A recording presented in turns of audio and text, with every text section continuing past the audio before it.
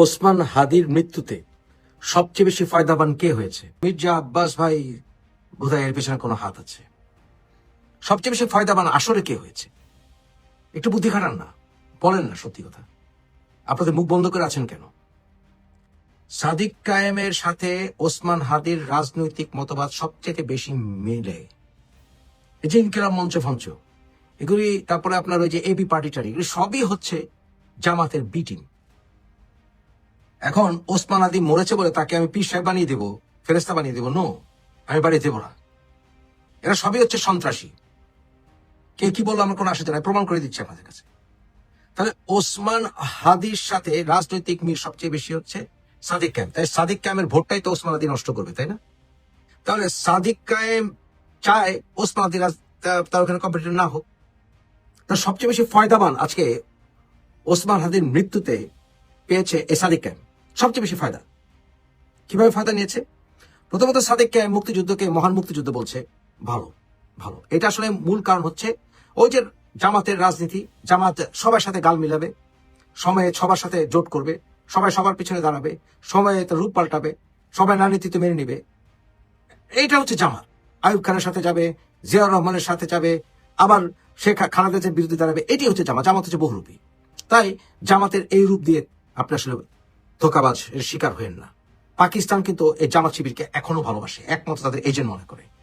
যে কোনো উপায় হোক ক্ষমতায় যেতে হবে, এটা হচ্ছে জামাতের আইডিওলজি। তাই সাদিক কায়েম সবচেয়ে বেশি ফায়দাবান হয়েছে। অ্যান্টি ইন্ডিয়ান সেন্টিমেন্টটা চাঙ্গা হয়েছে ওসমান হাদির মৃত্যুতে। এবং সাদিক কায়েমদের রাজনীতি হচ্ছে বাংলাদেশের মুক্তির কথা বললে, বাংলাদেশের সংস্কৃতির কথা বললে, সম অধিকারের কথা বললে, এগুলি সবই হচ্ছে ভারতের দালালি করা। তাই এখন পর্যন্ত কিন্তু প্রমাণিত হয় নাই যে ভারতের কোনো গোয়েন্দা সংস্থা, কোনো প্রুফ নাই যে ওসমান হাদিকে কাজে লাগিয়েছে আওয়ামী লীগের পক্ষে। কোনো প্রমাণ আছে এখন পর্যন্ত? সত্যি কথা বলেন, আপনি যেই দলই হন, সত্যি কথা বলেন। এখন পর্যন্ত কি প্রশ্নাতীত ভাবে প্রমাণ মিলেছে যে এই যে ফয়সাল সে ভারতে আছে, বা তাকে আওয়ামী লীগ হায়ার করেছিল, বা তাকে ভারতের হায়ার করেছে? কোনো প্রমাণ কি আছে? এমনকি এখন পর্যন্ত অনেকেই মনে করে যে হয়তোবা সে নেপালে না, সে বাংলাদেশে আছে। এখন আসুন, সে ছাত্রলীগের নেতা ছিল, এটাও কোনো কিছু প্রমাণ করে না। কেন প্রমাণ করে না? কারণ আমরা দেখেছি শিবিরের নেতারা তারা ছাত্রলীগ সেজে ঢুকেছিল, ছাত্রলীগে ঢুকে নাই। তাহলে এই ছেলেটা ফয়সাল, সে যদি ছাত্রলীগের ব্যাকগ্রাউন্ড তার থেকেও থাকে, সে 100% ছাত্রলীগ আপনাকে বলল কে?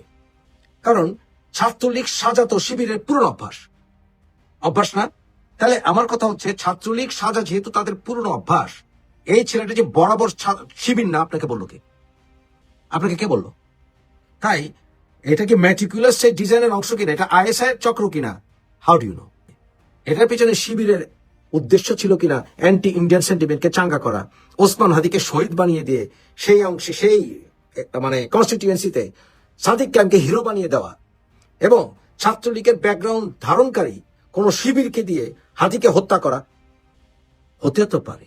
ওই যে 24-এর ওই অভ্যুত্থানের সময় আমরা দেখেছিলাম না যে অনেকে গুলি খায় কিন্তু সরে না জায়গা থেকে? এগুলো হচ্ছে সব জেহাদি ট্রেনিং, বিকৃত জেহাদি ট্রেনিং। এগুলো ইসলামিক না। তাই এগুলো সব হচ্ছে জেহাদি জোশ। এগুলো হচ্ছে সব মানে বিকৃত জেহাদি জোশ। এগুলো সব হচ্ছে সুইসাইড স্কোয়াড।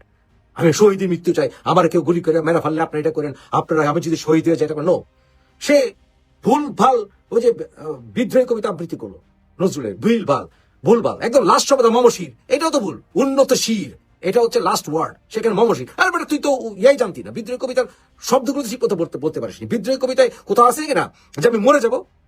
বলেছে যে সেই দিন হব শান্ত যেদিন আমাকে, যদি আমি মরে যাই আমাকে সেই দিন আমি হব শান্ত। কিন্তু এখানে তো মরে যাই তো কামনা করছিল। এই পোলা ওসমান হাদি তো মৃত্যু কামনা করছিল।